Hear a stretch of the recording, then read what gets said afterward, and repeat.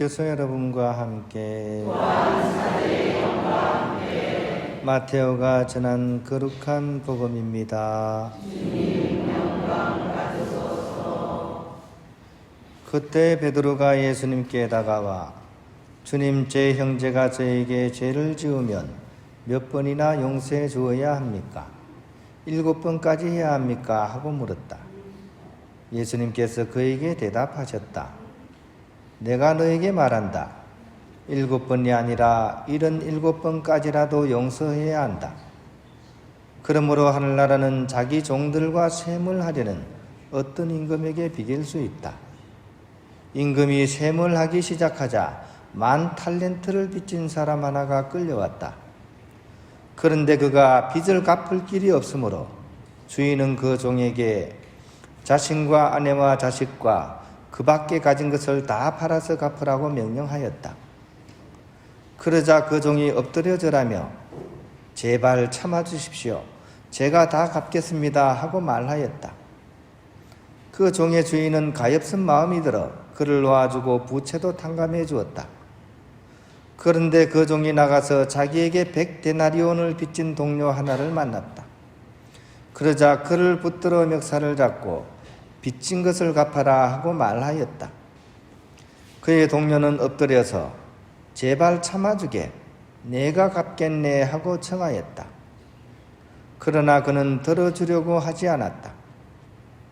그리고 가서 그 동료가 빚진 것을 다 갚을 때까지 감옥에 가두었다. 동료들이 그렇게 벌어진 일을 보고 너무 안타까운 나머지 주인에게 가서 그 일을 죄다 일렀다. 그러자 주인이 그 종을 불러들여 말하였다. 이 악한 종아, 내가 청하기에 나는 너에게 빚을 다 탕감해 주었다. 내가 너에게 자비를 베푼 것처럼 너도 내 동료에게 자비를 베풀었어야 하지 않느냐. 그러고 나서 화가 난 주인은 그를 고문 형리에게 넘겨 빚진 것을 다 갚게 하였다. 너희가 저마다 자기 형제를 마음으로부터 용서하지 않으면 하늘의 내 아버지께서도 너희에게 그와 같이 하실 것이다.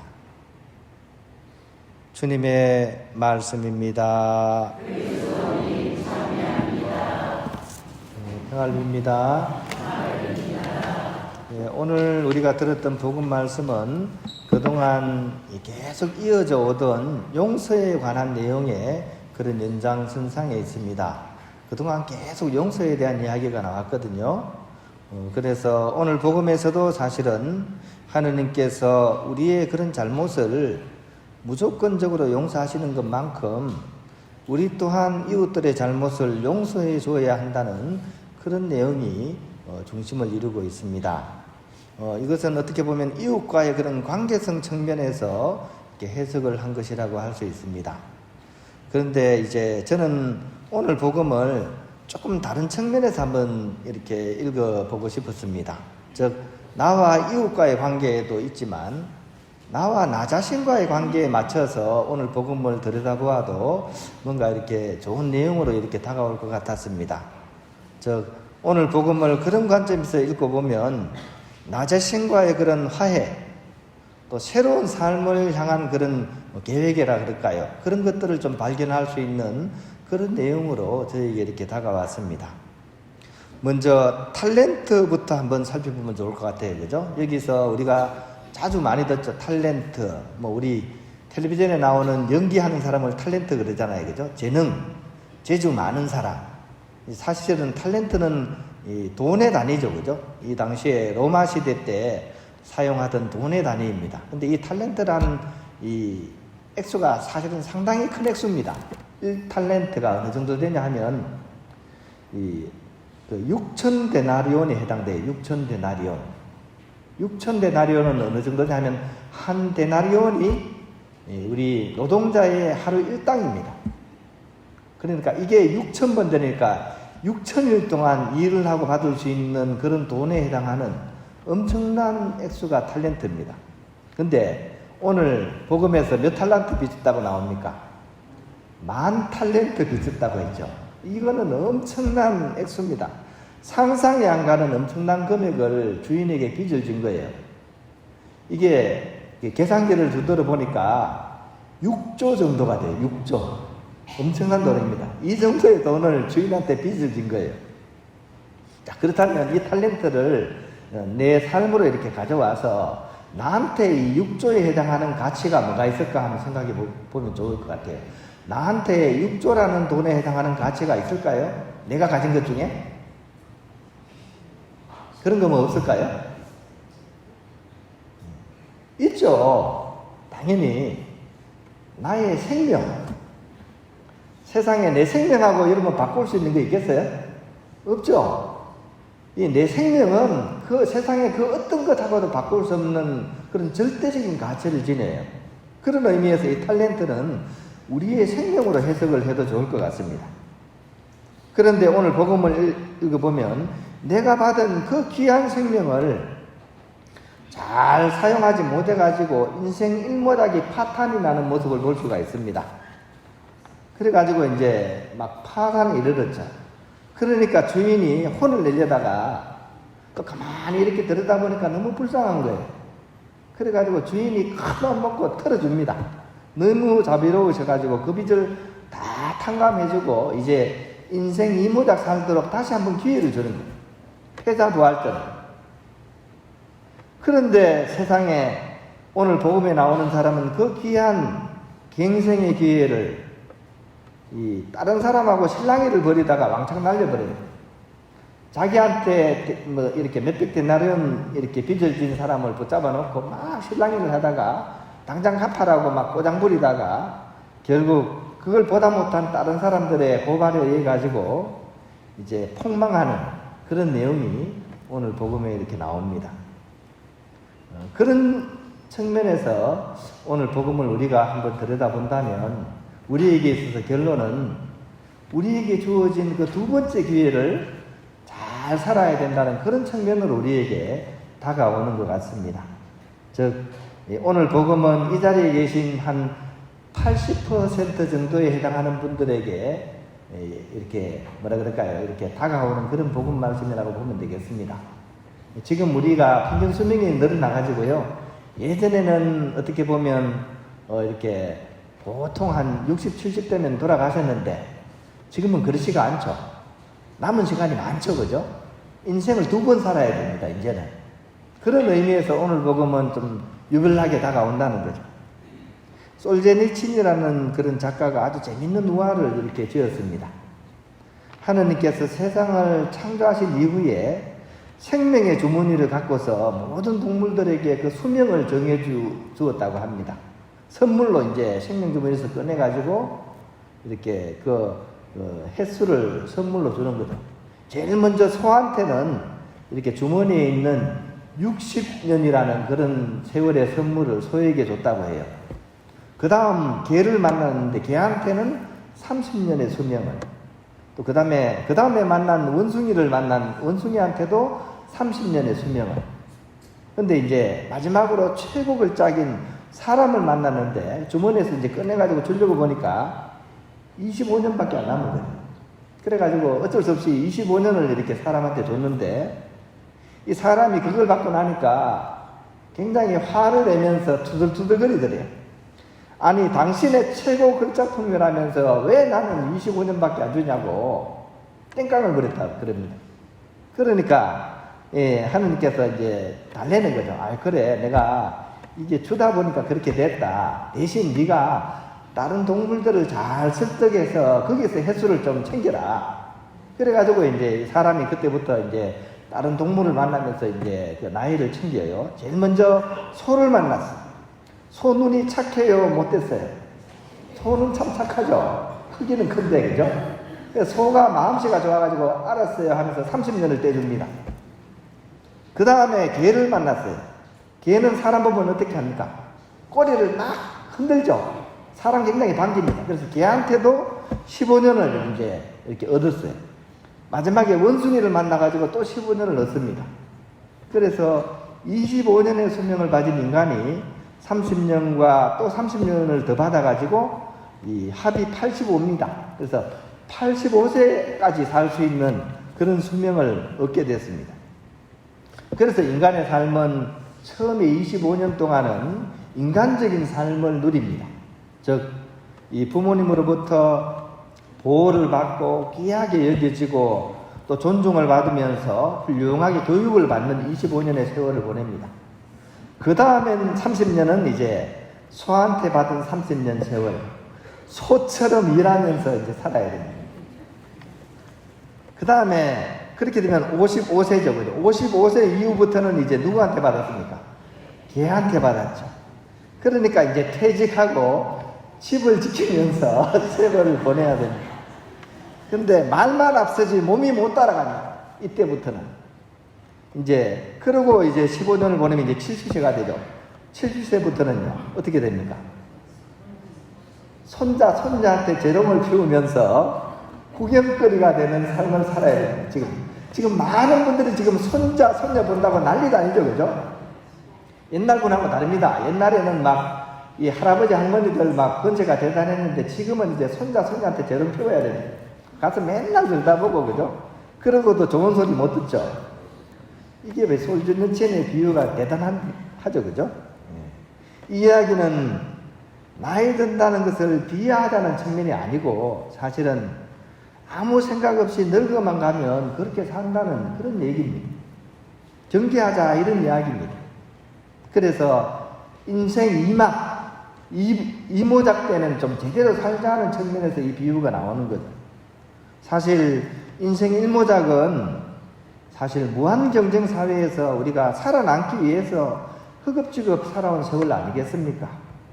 공부한다고 고생해야 되고 또 결혼해서 자식들 놓고 키우면서 이 가정을 지키기 위해서 아등바등 그렇게 살아온 세월 아니겠습니까? 그렇게 하느라고 나 자신의 삶을 돌아보고 성찰을 하는 걸 잃어버렸습니다.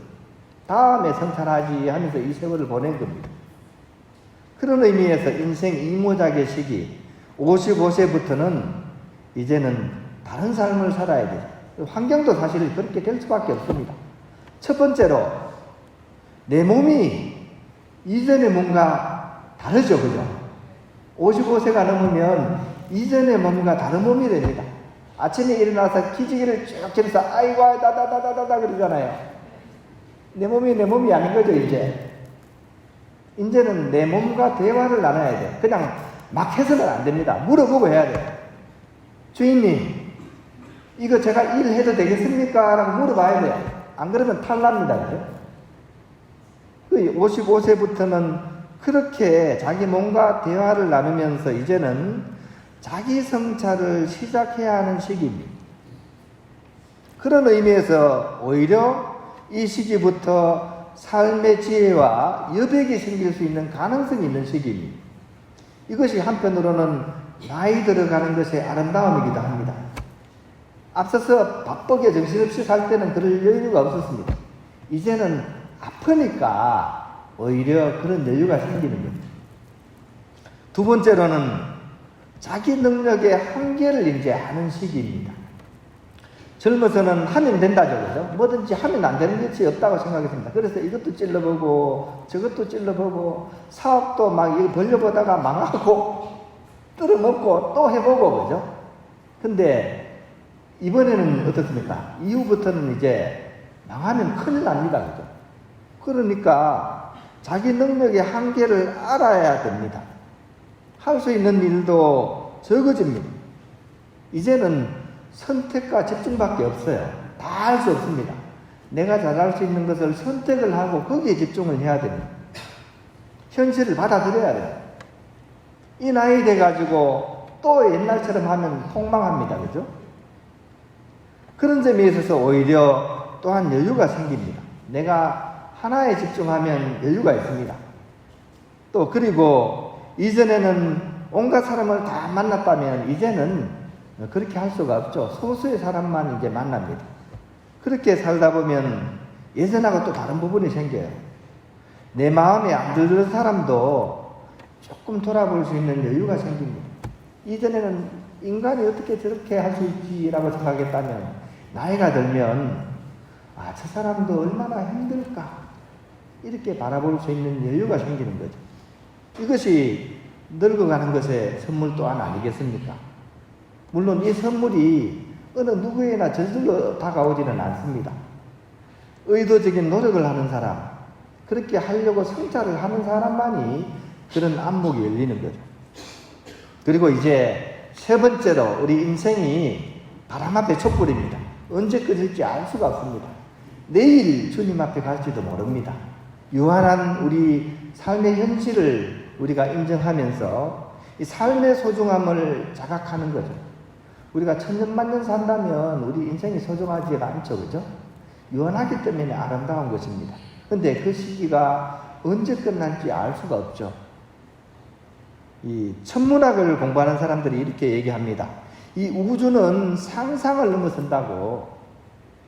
그런데 이 우주에 살아가는 우리 인간 존재가 발견한 것은 사실은 모래사장 속에 모래 하나만큼도 안 된다고 이렇게 얘기를 합니다. 그리고 지금까지 인간의 지혜가 알아낸 그 모든 자연 지식을 통틀어도 한 가지 결론밖에 낼 수가 없습니다. 어떤 결론이냐 하면 그 넓은 우주에 수많은 별들이 있는데 그 어느 행성에서도 생명의 흔적은 찾을 수 없다. 그것은 알 수 없다라는 것이 지금의 결론입니다. 즉 인간의 지각하에서 지금 지구가 존재한다는 것은 우주적인 기적에 해당한다는 것입니다. 그리고 그 속에서 내가 살아간다는 것, 이것은 기적 중의 기적입니다. 내가 살아가는 곳에 물이 졸졸졸 흘러가는 이것도 기적이고, 내가 살아가는 집 주변에 싹이 튀는 것도 기적입니다. 그리고 나라는 존재 자체가 바로 기적입니다. 그런데 우리가 성취욕과 탐욕에 빠져 있어서는 이 기적이 잘 보이지가 않습니다. 나 자신을 내려놓게 될 때, 내가 추구하는 욕심을 내려놓게 될 때, 그때 비로소 내가 지금 누리고 살아가는 것들이 얼마나 놀라운 선물인지를 발견하게 된다는 것이죠. 인생 이모작의 시기에는 바로 그런 세상의 기적, 내 삶의 기적을 발견하고 향유하는 그런 삶으로서 나아가는 그런 시기라는 것을 우리가 이렇게 꼭 기억했으면 좋겠습니다. 네, 너무 길어지면 이제 안 되겠습니다. 이제 마무리를 지어야 되겠죠, 그죠? 오늘 복음을 우리가 읽으면서 조금 다르게 한번 읽어봤습니다. 빚진 일모작의 그런 지나온 세월들, 어떻게 보면 나 자신과 내 가족만을 위한 삶을 아등바등 살아왔습니다. 그렇게 하다 보니까 내 인생도 무거워지고 결국은 파산의 지경에 이르렀습니다. 이제 이모작은 다르게 살라고 오늘 복음은 우리를 일깨우는 것 같습니다. 나의 그런 자아중심성을 극복하고 이제는 남은 세월 하느님과 이웃들을 위해서 내어놓을 수 있는 삶, 봉헌할 수 있는 삶으로 살아가도록 오늘 복음은 일깨우는 것 같습니다. 즉 소유보다는 향유하는 삶을 살도록 우리를 일깨우는 것 같습니다. 우리가 언제 가장 행복할까요? 내 호주머니 챙길 때 행복할까요? 물론 행복해요. 근데 잠깐입니다, 그거는. 오히려 나눌 수 있을 때, 그것도 뭔가 어떤 금전적인 이익이나 이런 것 없이 순수하게 나의 삶을 나눌 때 인간은 가장 행복합니다. 그래서 복지관이나 이런 데 가보면 자원봉사자들 있죠. 정말 기쁘게 와서 자기 이렇게 하는 사람, 이런 분들이 얼굴이 가장 밝다고 합니다. 가장 행복감을 느낍니다. 우리 인생 이모작은 바로 그런 측면에서 나의 중심성을 내려놓고 하느님과 이웃을 위해서 쌀 한 톨이라도 이 기꺼운 마음으로 내어놓고 살아갈 수 있는 그런 삶을 통해서 우리는 보다 풍성히 존재하는 그런 삶을 살아갈 수 있습니다. 오늘 복음 말씀을 그런 측면에서 다시 한번 읽어보고 이제 내 인생 이모작에 대해서 다시 한번 설계를 해보는 그런 우리들이 될 수 있었으면 좋겠습니다.